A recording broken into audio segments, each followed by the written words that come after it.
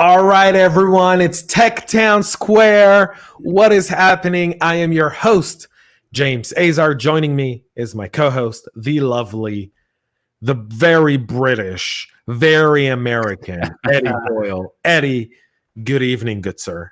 James Azar, how are you, man? It's a great day to be alive, I think. It's a great day to be alive. It's a great day to be in this country. We've got an awesome show. So if you're tuning in for the very first time, welcome to the Tech Town Square. This is an open town square discussion around technology. Our topic today is going to be the Florida water plant attack. And for the first time on the Tech Town Square, we actually have guests. It's going to be fun. It's going to be very, very interesting today because our guests are like some of the most brilliant people I know. Yeah, and like they're hiding, like both of them are in hiding.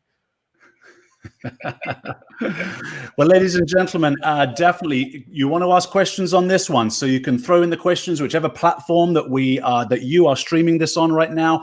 Throw some questions in. We'll get to them as soon as we can. We'll see them live. We'll answer them. Our guests will join us for either the first portion of our weekly show or stay with us for the whole thing, depending on you, the audience, and the town square. This is the whole point. And so we're going to discuss that. There's so much to discuss in the news today. Should we get straight into that one, James, or should we save other aspects of the news for afterwards?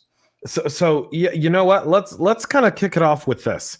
There's a lot of things going on from a cybersecurity perspective, right? So we're going to talk a lot about the Florida water plant today because I think it's critical because of the timing.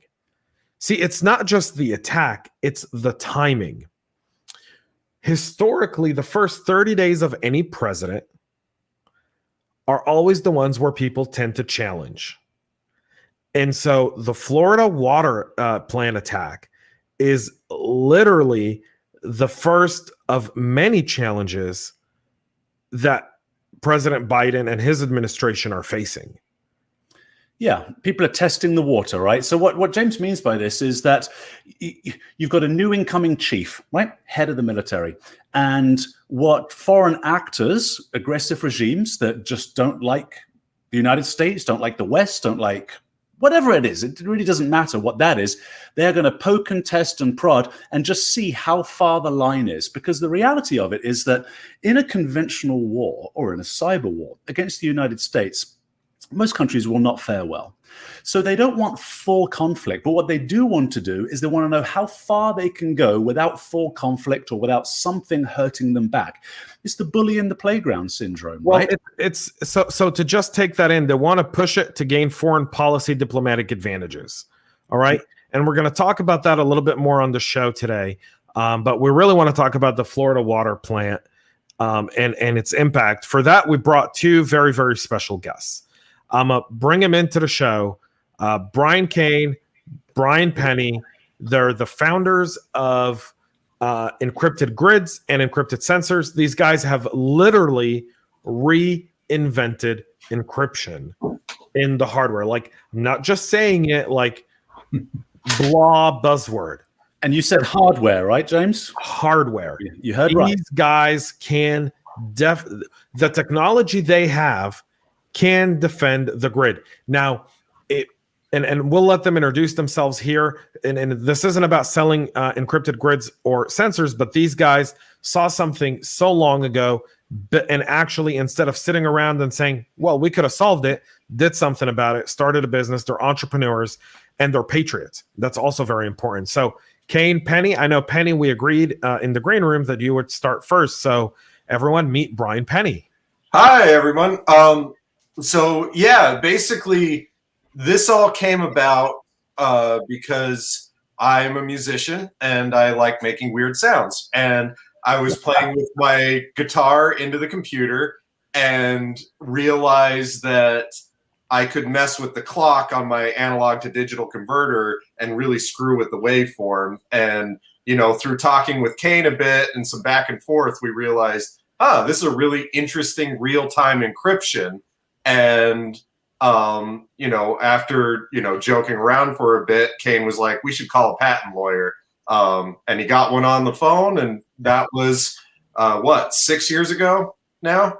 I believe so, if not longer. Yeah, but basically throughout the time, what we've learned in building this was not just saying like, well, real-time encryption is great, but then we started to seeing that it solves some core issues like we saw in Florida, which is how do you encrypt raw binary data fast enough for control systems and OT hardware and all of that stuff, all the operational technology stuff you see in the grid, or in this case in water plants is. And so what we've done is we've taken the encryption, and the people that are a lot smarter than me built it into an FPGA chip that includes all the networking.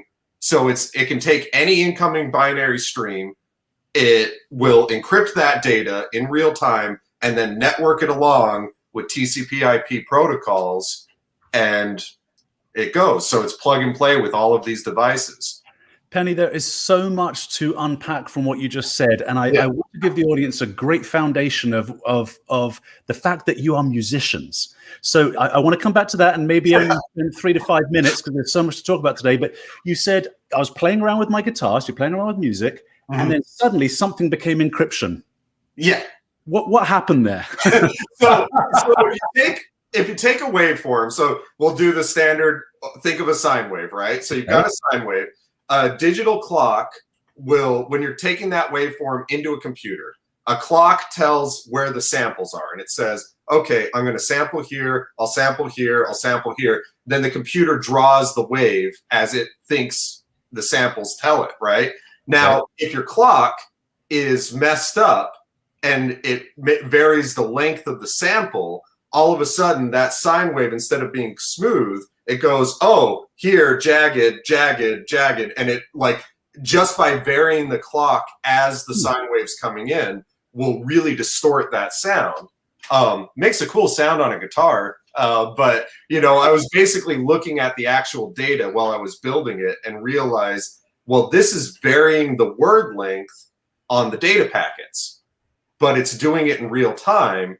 And it's doing it in a way that, you know, is not a math-based encryption problem. It's not sitting there going, if I add this prime number and do all of that like normal encryptions, it's saying I'm physically distorting the data as it's passing through me. So that's the basic idea.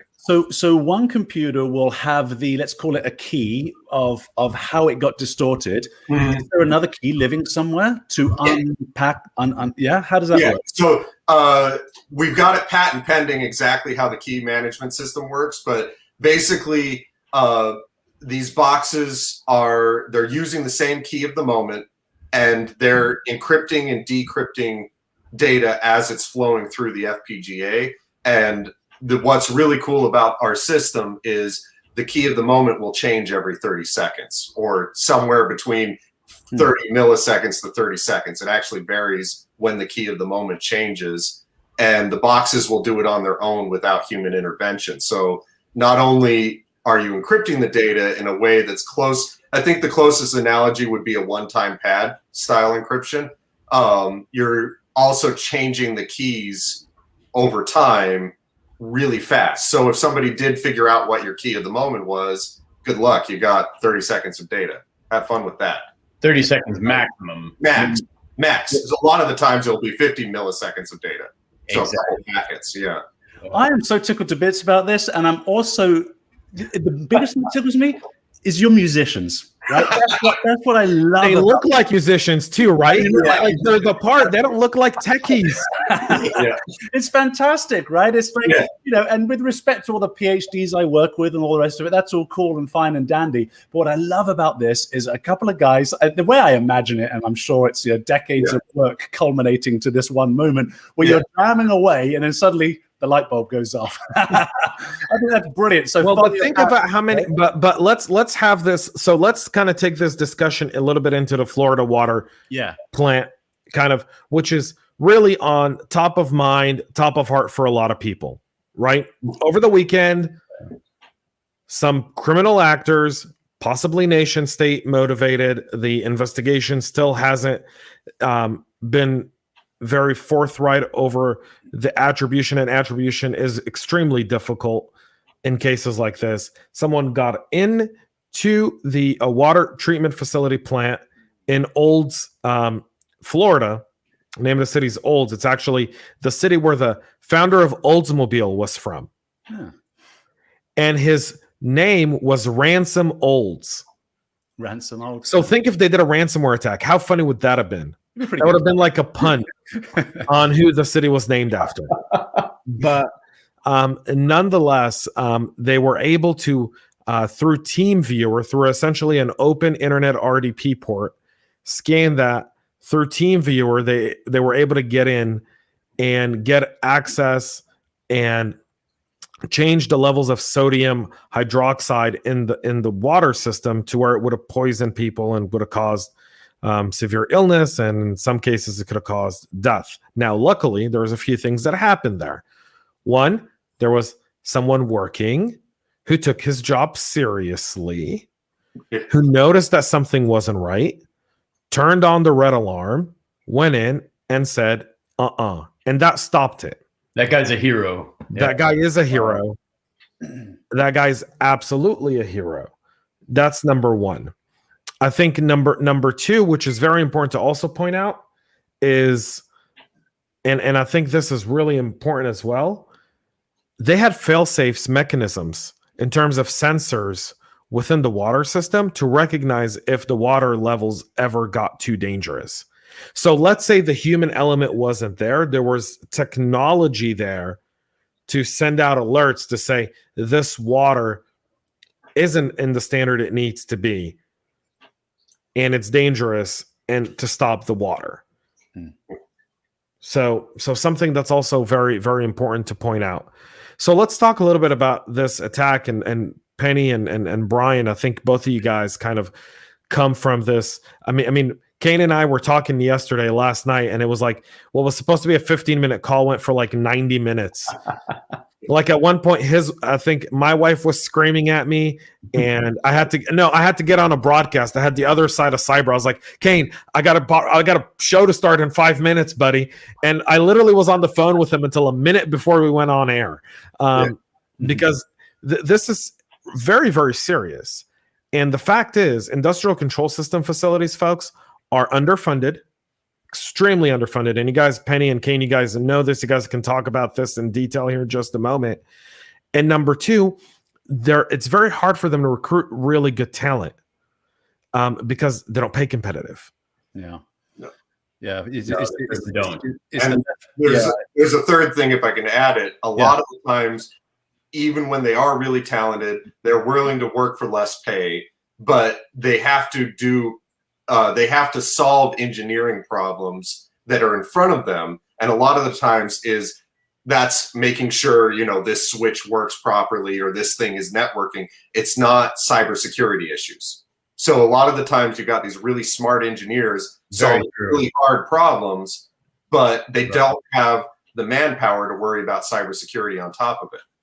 Well, so Kane and Penny, let's start here. Lay a foundation for what are some of the obvious vulnerabilities within our critical infrastructure right now, and then what do we suspect happened? We'll be speculating on the hack, and then what could have been done. So let's start with the foundation. Yeah. Why are our critical systems in trouble? So one of the main problems is, as I was saying, is the engineering issue of just like, if you have a team of engineers, they only have so much time in the day and they have to get projects done. So a lot of the time, these really talented engineers are just trying to get things done as quickly as possible to solve the problems that are in front of them. And they have to, a lot of the times, they were doing this on machines that were never designed to be networked. And then somebody later said, well, wouldn't it be great if we could remotely monitor or control that machine? So it gets added on functionality. But the actual, whatever the operating system of that machine wasn't really designed from a cybersecurity point of view from the ground up. So now you see people trying to patch, and it creates lots of holes, as we all know. And you see it all the time. The other problem, I think the other thing that isn't talked about enough is these machines have to communicate really fast.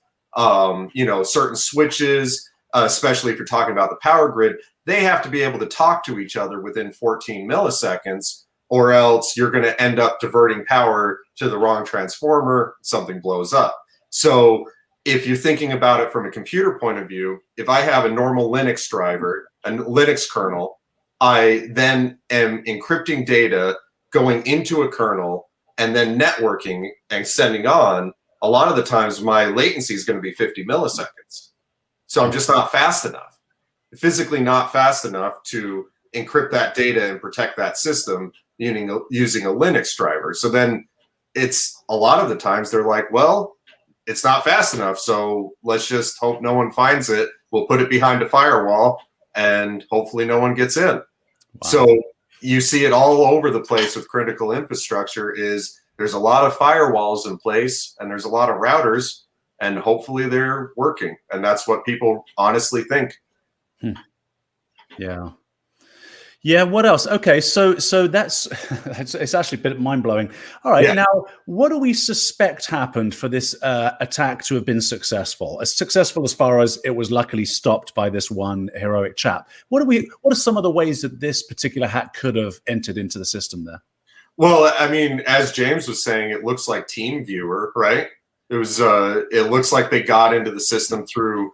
Yeah, it was an open RDP. So you said something that I think made a ton of sense, Penny, which was a lot of these systems aren't meant for the internet. Then the internet came, and people were like, "Wouldn't it be great if we hooked this up to the internet?" And someone in a meeting at some point in time, some years ago, said that, and everyone looked at that person like he was the Messiah. Yeah, and we're like, "Wow!" But what's the worst that could possibly happen? Bam! It happened. Yeah, right. They connected it to the internet. The system isn't really meant to operate on the internet. And again, I'm going to go back to the money issue here because when people wonder where your tax dollars go, folks, our tax dollars we pay for our water usage. In every state, you get a water bill, or it's part of your property tax, or it's part of, if you're renting, it's part of your utilities payments in your apartment complex. You pay for your water. You're paying for the usage and the treatment of the water, and then they're getting subsidized by the government. So the federal government then allocates money to state government, that then allocate money from the state government to different departments, and then somewhere along the lines, water gets it. Because most water systems are run by counties.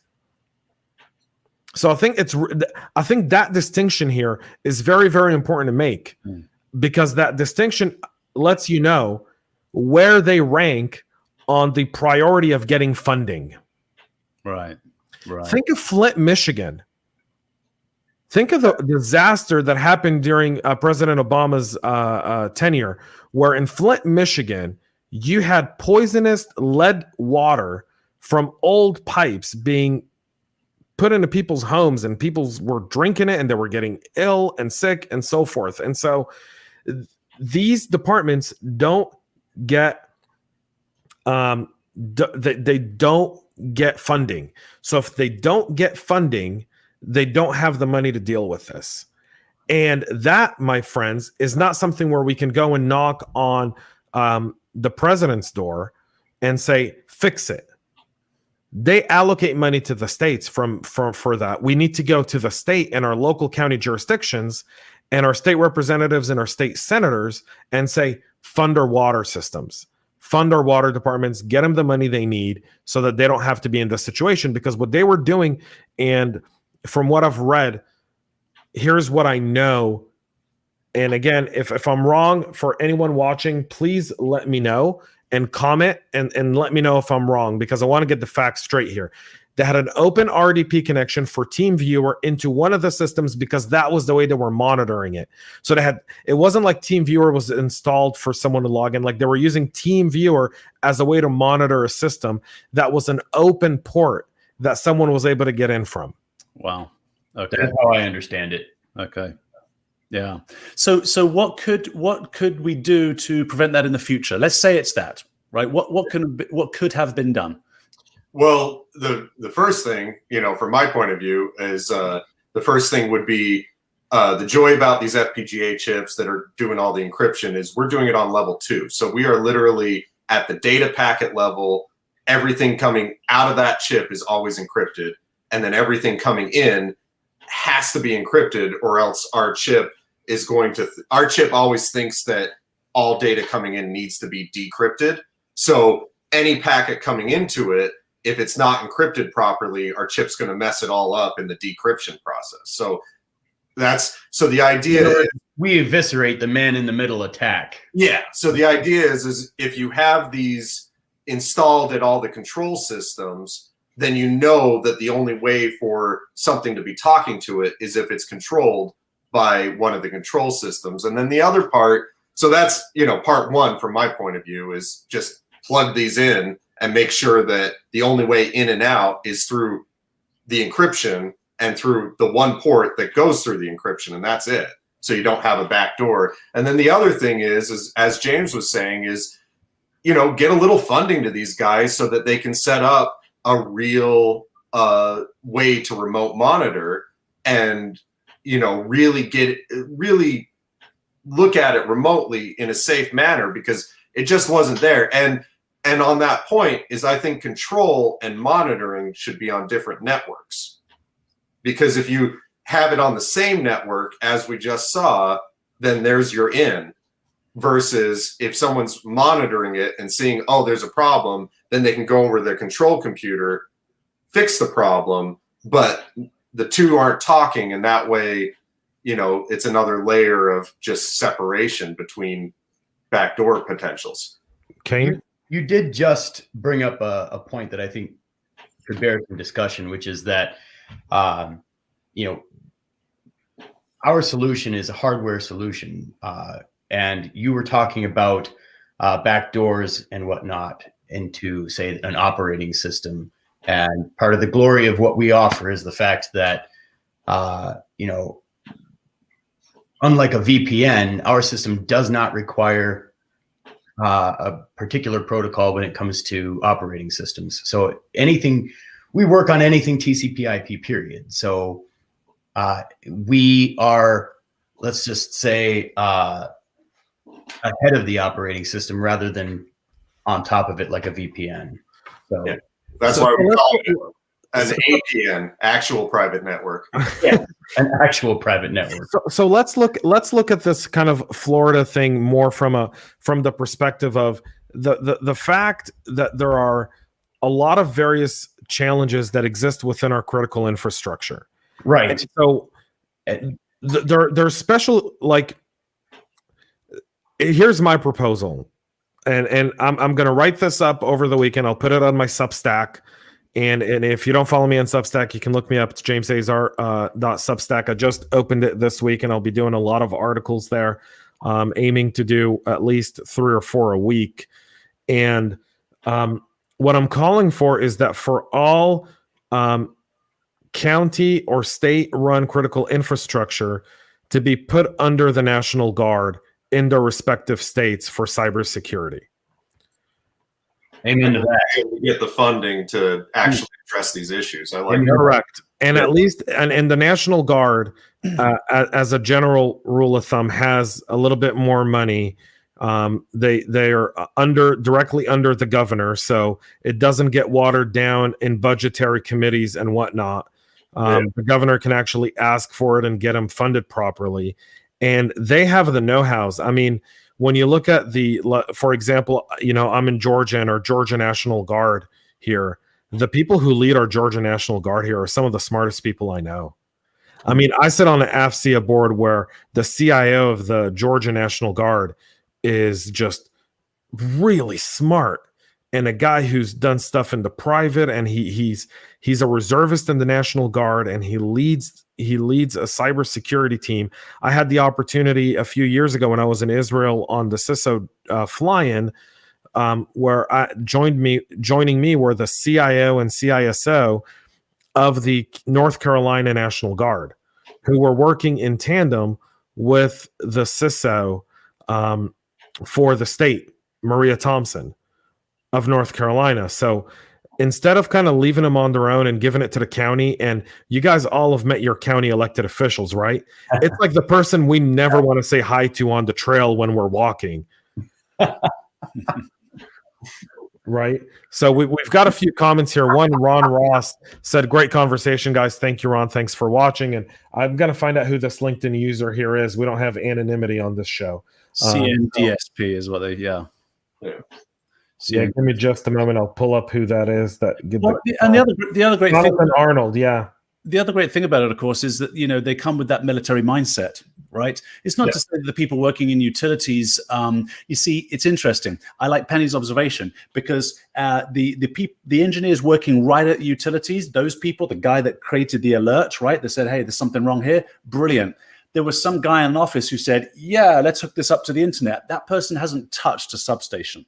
Right. And so, but National Guard people, they're coming from a completely different military mindset, let's call it, where, and the National Guard has direct access to, they can call up the Army. So they can actually, you can create a system, right, where the National Guard runs this. So that's the CNDSP, right? And they run it up to Army Cyber Command, which runs it up to, which could be coordinating with CISA, right, to get more resources to maybe a part of the country or a state that doesn't have as much resources when it comes to talent in their National Guard. But think of how many people in cybersecurity that we do this work. We are in cyber because we have a passion for protection. We don't do it for the people who are in cyber, who are passionate about it, are in it. And I'm going to have Kane talk about this in just a second because their vision for their company is what inspired me to stay in touch with these guys. It would, the fact is that the National Guard, because they speak, most people who are in National Guard were at one point or another in active duty. Not always, but a predominant period of time. They were in the military for, they did 10 years. They went into the National Guard because they wanted to go home. They do 1 week in a month, 2 weeks in the summer. They have a full-time job. They work in a company just like you and I. They have the relationships with the Army. Yeah. So, they can actually sit with the, we're getting a bunch of comments here. This idea is actually kind of blowing up. So that's good. That's a good idea. Yeah. Jose Padilla said it would also have a benefit of increasing cooperation and intelligence sharing between private and public sector entities. Absolutely, Jose. Amen. Yeah. So Kane, talk a little bit though about your kind of view of the company, because you guys are all US made, right? Like you guys insist on being made in the US. Sweet. Yeah, we are. We're hell bent on American manufacturing. We have a manufacturer that we're working with currently in Maine, and all of our programmers are Americans. It's just for the level of implementation that we are looking for, both in the military and our government and our grid, as per our name. We feel a fairly deep sense of responsibility to be certain that every element of what we are doing is done stateside in order to maintain that extra level of security. I mean, we're telling people that we have the answer, and the last thing I want to do is send our box to be manufactured in let's just say hostile territory and have it using Huawei servers then. Yeah. There you go, brother. And then next thing you know, it comes back with some surveillance device that's the size of a grain of rice, So absolutely, we are both in a touring rock band, or at least before COVID, we were a touring rock band, and we've been around the world, and both of us have lived in other countries, and we've seen, a great deal of the world, and I suppose, having that kind of experience and then coming back to the States really gives you a profound appreciation for exactly what it is we do have here. And I gotta say, I'm proud of what we do as a nation, and I am definitely looking forward to being able to provide this kind of security to, in some much needed fields. Anyone that knows anything about security involving our grid is kind of terrified at the moment. So, and That's why you live off grid, Kane. when you speak the truth, because So I want to get to a few comments here. So Jonathan says the Guard sits at NSA and NCI-JTF, the National Joint Task Force, and so they can see the impact. Absolutely. Some guards do. I know in Georgia they do because of Fort Gordon. I also know in Texas that's the same because of San Antonio, and also in D.C. and in Maryland at Fort Meade. So let me ask something on this. This is interesting because, if the National Guard having a strong relationship with the NSA would improve visibility, what does the NSA currently do when it comes to critical infrastructure? You'd have thought. So NSA does nothing. NSA is not U.S. focused. NSA is foreign focused. Right. Right? But the foreign actor likely came in and did this. So the NSA, I mean, that's technically Eddie. Yeah, but they're looking after the fact on this one, not before the fact. Right. So you have to understand, like, we want to talk about the home front defense. It's technically CISA.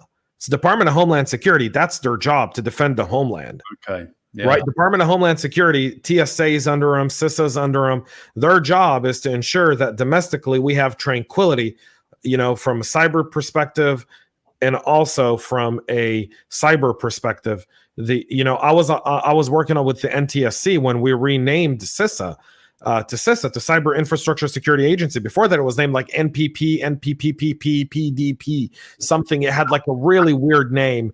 I don't know what it is, and no one knew what it was.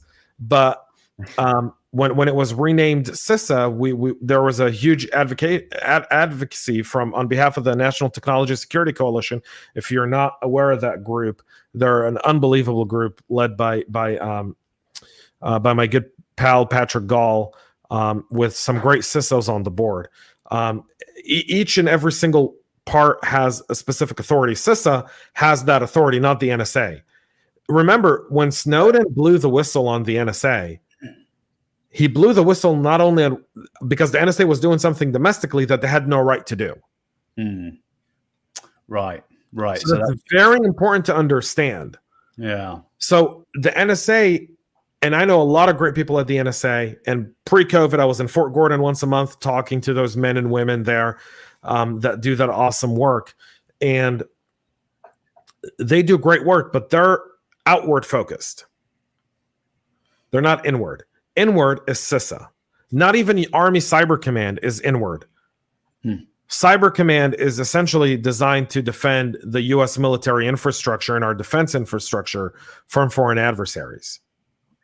So you have to understand that. That's why bringing in the National Guard and honing in the National Guard. We have another really good question here, by the way, which is what about power plants and the electric grid? Maybe they are better funded. So they are, because they're privately owned, because they're owned by corporations, right? Like Duke Energy and the Southern Company and PG&E. If you guys remember Aaron Brockovich, PG&E, right? So they are better funded. But they also have a limited profit margin. They're only allowed to charge so much because they're a monopoly. So the government regulates how much money they can make, and they only invest what they can subsidize because they have stakeholders, because a lot of them are publicly traded companies. Right. Yeah. Does that make sense? Do you guys have anything to add on that? Yeah, I do. Because one of the other issues that I've seen on that one specifically is that, a lot of these companies want to look forward and say, how do we improve our service? How do we improve our product? Like when you talk to the people that work at power plants, they're amazing people and they really do want to make the product better. But the problem is again, you've got a budgetary constraint and you've got to say, what is my team focused on and what is going to pay dividends quicker, because I have to explain it to my boss. And so it's sometimes it takes the upper management with a little bit more vision and saying, like, I'm willing to invest into a 2-year project to secure this thing, and I'm willing to not see repayment on it. I'm buying future insurance kind of thing. It's that upper management has to be able to be okay with their engineering teams investing a bunch of time and energy into something that won't be installed for 2 years sometimes, or revamping a system that's been working for the last 20. Because this is a prime example, because the other one, James, you talked about at the beginning, and I don't think we hit on it enough, which is there were sensors in this system that were supposed to warn that there was problems. So I'm going to be very interested to see if those sensors were affected by the bad actor or not. So the threat never made it to the sensor stage. It never did. So think of it as defense in depth, right? If a human missed it, then the sensors would have kicked in. If those sensors weren't affected by a bad actor. Correct. If the sensors weren't affected, and that's going to be a very interesting part to know is, did they impact the sensors? Like, were they that articulate? So the attack that happened in Israel over the summer, where they attacked the Israeli water plant, that was also identified by sensors and people simultaneously. So sensors turned on and said, something here isn't right. The monitoring turned on and said, something here isn't right. And humans looked at all the data and went, something here isn't right. Yeah. But see, here's a famous hack. Well, not so famous, but let's pretend you've got a giant vessel and it's in the Pacific Ocean, and somebody hacks into your fuel gauge and says, oh, your fuel's low. Now you got to turn that vessel around. So people do attack sensors all the time. And part of the problem is, again, back to a technical issue, which is how do you have real-time security on that sensor? Because you cannot have latency on certain sensors at all. So well, and you can't have latency, and this is kind of where encrypted sensors comes into play, right? It's the name of the company for the military government side. Yeah. That's nudge, wink, wink. Yeah, it is this core issue of just like when you're thinking about these security layers, we were thankful that there was a guy on call right there at the moment that was awake and doing his job. But you also want to have a sensor that's on there doing its job, because all it takes is what happens if it was 4 a.m. and that guy was really tired and, fell asleep at the wheel, and they'd hack the sensor as well. Yeah. So this is the part where you guys actually solve Ron's question here. Yeah. So I'm going to read it, and then I'm going to let you answer it. But sensor data must be communicated back to the main part of the system. If the system has been corrupted, it may never alert. The problem with that is that the data is traveling unencrypted at the moment in most power plants and industrial control system facilities across our nation. Yeah, that's exactly it. So our encryption, since it works in real time, you can take that sensor data right at the A to D converter stage even and encrypt it as it's going. The main system, the only way into it is through a decryption stage. So that way, that's how you control it, is you are putting physical gatekeepers, let's think about it, around these systems. And that way, only encrypted data is getting in and out, and anybody in the middle is only going to see a bunch of encrypted data. Right, which is something we desperately need. And Jose Pasillas has another question. I'm sorry, I may have misspoke your name earlier, Jose, so I do apologize. But the worry there, as far as power plants go, what if they are also placed under the same security umbrella that is being proposed here for water plants? That complicates the whole private versus public authority. Who wants to tackle that one? I would say on that one is the government already has a lot of regulation on power plants, and they have a lot more. I would, if I was a betting guy, I would say there's more regulation on cybersecurity in a power plant than there is on a water facility. But there's also more cooperation there. It is, and there's more money on it. Right. Yeah. It's so I would love it if they actually said, hey, here's everything that's happening in the power plants right now. All the water facilities have to comply at the same level at least, and start with that. So the power plants go to the Department of Energy. The Department of Energy has a specialized cybersecurity team. Exactly. That deals with this. Yeah. Right? Which is different from the water plants, because the water plants aren't under the Department of Energy. They're under the county in the state they're in. Mm-hmm.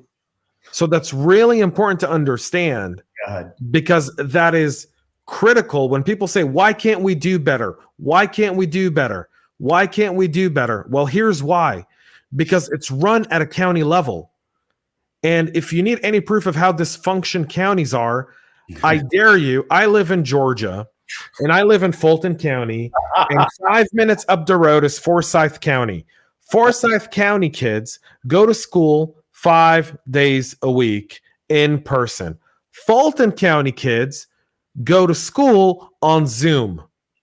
We're 5 minutes apart by car. Some of our kids play on the same soccer teams, but some of our kids go to school normal, and some of the other kids don't.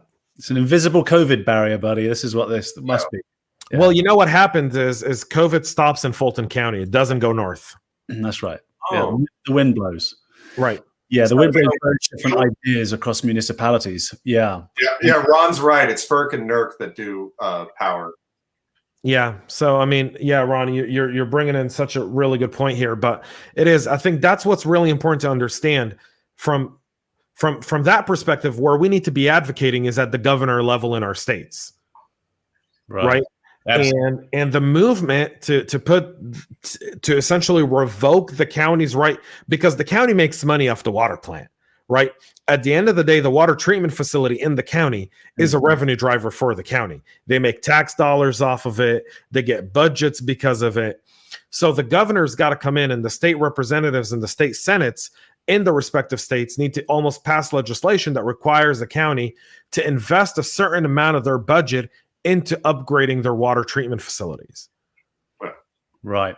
I'd be interested to know if, like with FERC and NERC, there's what CIP, which is the computer CIP. What does that stand for again? But anyway, those are all the rules that you have underneath FERC and NERC for cyber. Are we saying with water treatment plants we don't have any of that standardization because it's local municipalities? Yeah. There's no standardization, really. I don't. None. That's mind-blowing, isn't it? Yeah. None. It's very different. Jonathan Arnold, who's trying to be anonymous, but I just called him out, says, so the Guard could unify the water treatments. That's a good idea. Yeah, because the Guard, by the way, works with the utility companies. Yeah. So the National Guards in the respective states also provide support to utility companies in the event of a natural disaster, like when a hurricane hits Florida, right? The National Guard is deployed with the electric company as well to help mitigate some of that and help in repair and rebuild, and so forth. And so, the National Guard in the States is very underused right now. It's aimlessly defending Washington at a cost of, I think, what is it, like $500 million a month, where the Guard's sitting protecting DC for no reason. Take that money out. Send the Guard to do something. Let me take a counter position for a second here. One that I don't personally support, but I think people are thinking this. Well, isn't this going to lead us into police state? Isn't this a little bit more 1984? Right? How so? Well, because now we start to. So the Department of Defense, my understanding is they actually own the roads too, because they're landing strips for airplanes in case we're invaded, right?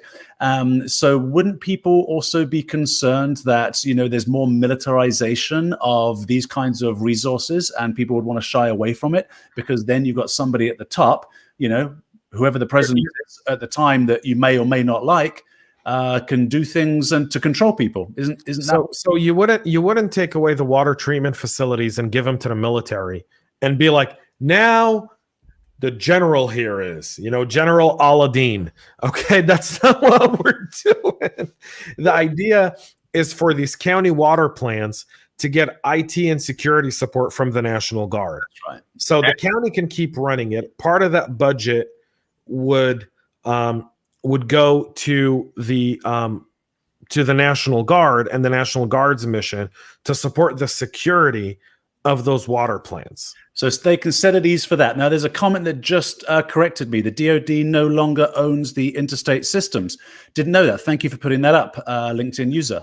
And that's Jonathan again. And then this is Ron again. And so Ron here says something that I completely agree with, but we have to be careful we don't stretch the Guard too thin. As a 20-year Army vet, the Guard is the complement to active duty forces during war. Now, luckily, we haven't gone to war in 4 years. Okay. But yes, you're right, Ron. But those are two different. When we talk about the Guard that goes to war, those are typically the artillery units within the Guard, not the cyber units. So typically the IT and cyber units will go out and do specific, 4 to 6 month, 8 month deployments and support and come back. They don't really go out and deploy for the full 11 or 12 month. I was an Army vet, and thank you for your service, Ron, as well. And when I enlisted, I was in the Colorado Guard. So I kind of, before I went active duty. So I will say that, yeah, you don't want to stretch the Guard too thin, but this allows the Guard to go out to cybersecurity professionals and recruit them to come and do work 1 week in the month and support the state they live in.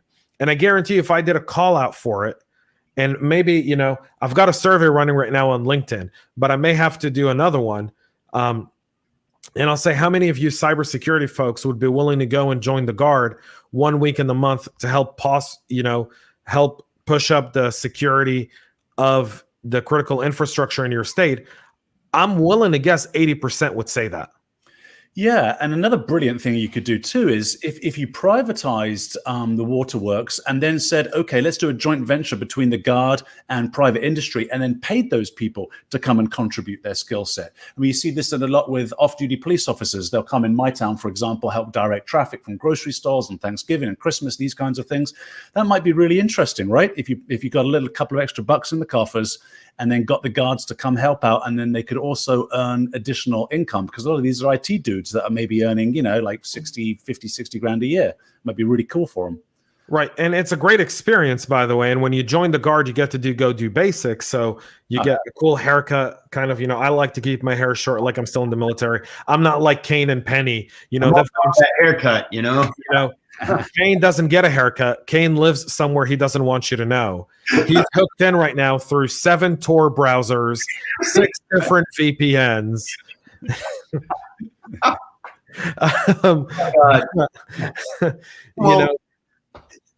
I'll put up the survey because I'm curious to know how many people would agree to do this. My guess is it'd be 70%. I think 70% of IT people wouldn't mind giving. I think you were right with that number. I think you'd be pretty. Yeah, I think 80%, 70 or 80% of people in cyber wouldn't mind making $300 over a weekend to go be a guardsman, right? Once a month and help support cyber. And that way we don't wear the National Guard thin, right? But we also do bring really smart people into it, because smart people aren't always into it for the money. We do want to do some social good. I think the one thing about our generation, as messed up as we can say it is, right? And we live in very challenging times. We're doing about social good. So let's do actual social good by supporting our critical infrastructure and where our families get their energy and power from. Yeah. And the other advantage of this idea of the National Guard is it's a twofold. Is one of the things with cyber, as we all know, it changes fast. And so if you are going between the Guard and whatever company you work for, you're learning things on the job in both places, improving the situational awareness in both places. So it's a twofold, where you might see private companies say, hey, I really like my cyber people also being guardsmen over here because I'm seeing the benefit at my company. And then, when they go and serve at the national infrastructure level, they're aware of the new, toys that everybody needs to have installed. And then if worst case scenario, something happens and they need to be called on to serve overseas for some reason, then they're more aware of what the current environment in cyber is, instead of, not, because they're working in the private sector. So we've got a few far better knowledge base that people would be bringing in. Well, you also bring in people who are very well networked. Yes. Right. So they know vendors, they know what vendors are willing to do stuff for free or for very, very cheap. They know what kind of case studies are out there. They can negotiate better to get case studies tested for free on specific infrastructures in order to have a successful POC so it can be sold across the board. I mean, there are not to say that the current National Guard doesn't do this, right? So I'm not dismissing. I know some really smart people in the Guard right now, really smart people. But at the same time, they need more resources and they need to be empowered to do it. So that's something we really need to look at based on this Florida thing. And, that's the beauty of the town square, right? We wanted to talk about Florida and all that, but we go down the path of how do we I don't like to just talk and whine about a problem. I want to present viable solutions to something. Yeah. I feel like so often people complain like, this is just too hard. This isn't right. This is too difficult. And no one's really bringing in viable solutions, kind of how do we solve this? And this can be solved easily, by the way, because the governor can essentially use an emergency, declare a state of emergency, empower the guard to do it. And while he does that, negotiate with the state Senate and state representatives to get the water treatment plants under the guard. I mean, that's possible and can be done. Not only can it be done, in this particular instance, we at least have it's Florida, and DeSantis, in to the best of what I can see, is just the guy for that specific kind of a job. Yeah, that's true, actually. Yeah. This could be a model, actually. If he gets on this, you're absolutely right. Well, you have to understand one thing, though. Where Olds is, there's a bunch of servicemen and women that live there because it's not far from Pensacola, where there's, a naval base. Florida has a lot of veterans in it. This was done by a city that wasn't too far from the Super Bowl on Super Bowl weekend. And if I may, in the last few minutes we have on the show, Ron says something here, and this essentially plays right into it. Cyber warfare is actually more dangerous than kinetic warfare today. The adversaries would like to defeat the U.S. without firing a single shot. Absolutely. And what happened in Florida is a test. It's a test to President Biden and Vice President Harris. It's a test to Secretary of State Blinken. It's a test. And you have to reply firmly in doing this. I mean, this stuff happens all the time. I've been part of administration shifts in my career in the military. When we prepare and we go, where is someone going to test us? And how are they going to do it? And what would be our recommendations of response to the president when that happens? And right now, there's some very smart people over in the Pentagon, very smart people at DOD that are looking at this and saying, this is not a warning shot. This is, I crashed a boat at the bow of your naval ship in the port in Yemen. If you remember, that's what happened in 2000, when Bush got right around election time, right? It was like right around election time. I believe it was, I think it was early in 2000. Al Qaeda drove a speedboat full of explosives onto a naval ship and killed, I think, 27 sailors, if I'm not mistaken. So this is similar to that, only there's no casualties. And that's the thing about what Ron says here is in cyber, for a lot of people, it's a victimless crime. And because there's no dead bodies, there's no gunshots, there's no missiles, people tend to dismiss it. And we have to take it more seriously.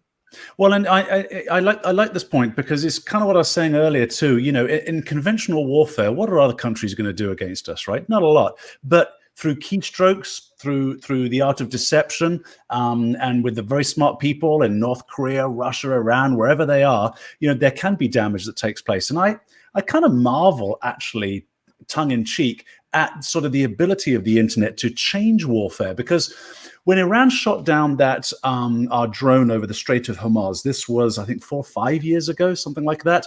Our response was actually a cyber response. That was 3 years ago. They dropped down the SQ-71, which is our top, our one of our most advanced drones. Right. And our response was a cyber attack. That's right. And we took down the entire, my understanding is we took down the entire missile defense system for the Iranians. Now, what's beautiful and interesting about this is during that period of time, and I think it was almost 2 weeks, it was a long time there, the country was basically completely vulnerable to anyone who wanted to lob a bomb in there, but nobody did. This is how you know you're on the right side, by the way, because we want to see those beautiful people free of the oppressive regime. But we were able to say, hey, don't do that because we can do this, which I thought was a fantastic response. And I don't think we saw much action out of them after that. We'll see what pans Well, out. Iran's been getting hit for 4 years with massive cyber attacks, right? Because in response to the water treatment facility in Israel, Israel launched a cyber attack on their main harbor, on their main port, and they had ships with cargo and trucks lined up. They couldn't unload a single container off a ship for like 2.5 weeks. Like, there are literally satellite images of just these massive 18-wheelers parked for days outside the port. 2 weeks they couldn't unload a container for 2 weeks. Fantastic. Yeah. Right. So if this was Iran, my hope is that President Biden here sees the evil of the Iranian regime and launches a significant cyber strike, a blow to them that paralyzes them for a little bit more than 2 weeks. Yeah. Well, because their economy is already in shambles. Yeah. Well, I think one of the things to keep in mind with all this too, as Ron's saying, is it can be more dangerous because if that guy wasn't awake on his job, if the sensors didn't go off, how many people would have died? I don't have an answer to that. Do you? Well, we know one thing. We know that it would have taken for the water system to incorporate that level of I'm forgetting. I'm having a brain fart here. So of the hydroxide, it would have taken it 24 to 36 hours. Yeah. So imagine if it had gone in there and now you have a bunch of sick people during a pandemic. You know, what's that going to do to the local hospitals? Like, Florida's doing better than 25 other states when it comes to hospital capacity. Yeah, I know, but it's still, you don't want more sick people coming in. That's for sure. And on top of it, let's take the idea a little bit farther, which is what happens if they turned off our power grid? How long do you think your average American home could handle without power? Well, up north, yeah, where I am right now, I've got like 4 feet of snow outside, right? It's, it's 15 degrees. So yeah, turn off the power and old people have got what, 3 days? And they not even. They don't have 3 days, right? They don't have 3 days because what are they going to eat? Yep. And those grocery stores, the refrigerators don't work without power. All that food goes bad. Right. I mean, so Ron says one more thing here, then we've got a few more comments and we got to wrap up here. So the adversaries also have advanced TTPs. That's why cyber defenses need to be strengthened quickly.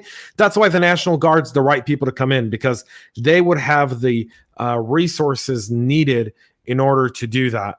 Power is the great showstopper. We saw that in the Ukraine when Russia launched, I'm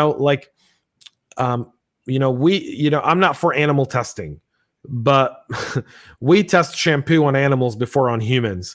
Russia tests cyber weapons on Ukraine before they do that on humans. And by the way, another question here is no power, no water. That's from Jonathan Arnold as well.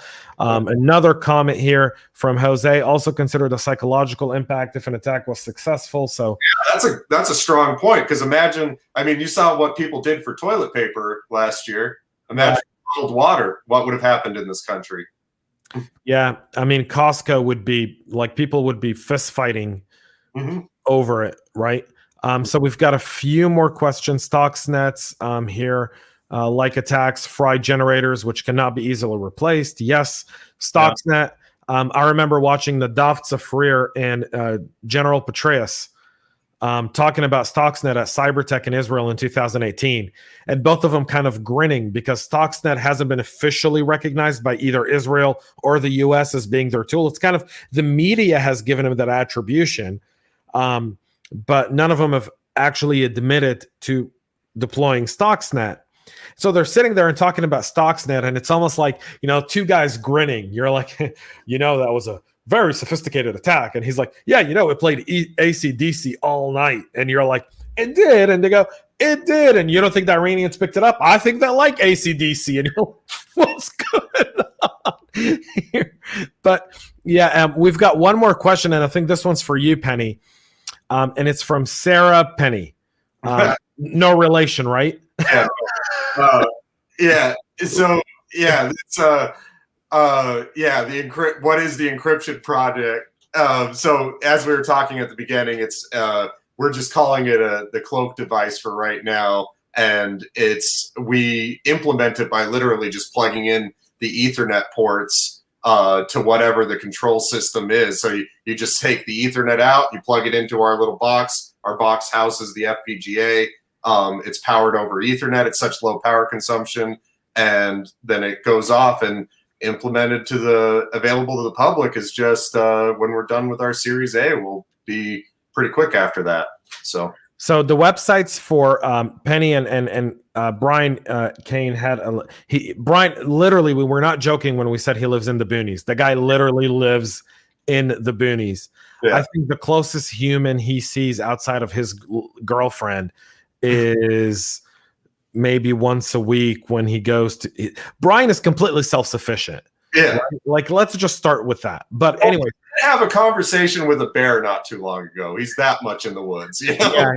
Yeah, he's literally that far off. So he dropped off. He came back on phone, but I won't add him in because it's phone and show that. But as we wrap up the show, I will say this, folks. Encryptedgrid.com, encryptedsensors.com is the website.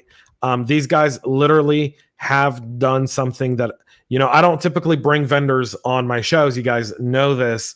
For people who've been following my podcast for two and a half years now, the only vendors I bring on are people who actually support the show, and we do it very kind of methodical in my approach because I just don't want to do that. But after this attack and my knowledge with these guys and what they've done, they're not just another snake oil salesman out there.